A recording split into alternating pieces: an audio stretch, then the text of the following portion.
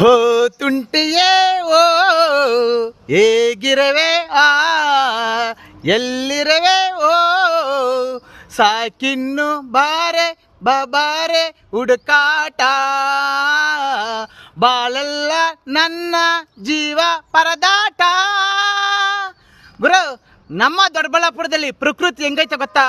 ಆ ಪ್ರಕೃತಿನ ಸವಿಬೇಕಂದ್ರೆ ನೋಡಿ ಗುರು, ಸೌಂದರ್ಯ ಪ್ರಕೃತಿ ಹೆಂಗೈತೆ, ವಾತಾವರಣ ಗಮ್ಮಂತೈತೆ ಹೂವ. ಈ ಪ್ರಕೃತಿಲಿ ನಾವು ಮನೆ ಕಟ್ಕೊಂಡು ಜೀವನ ಮಾಡಿದ್ರೆ ತುಂಬ 100 ವರ್ಷ ಇರ್ಬೋದು ಗುರು. ದೇವ್ರ ಸತೆ ನನ್ನ ಅಂದಾಜು ಪ್ರಕಾರ 100 ವರ್ಷ ಇರ್ಬೋದು.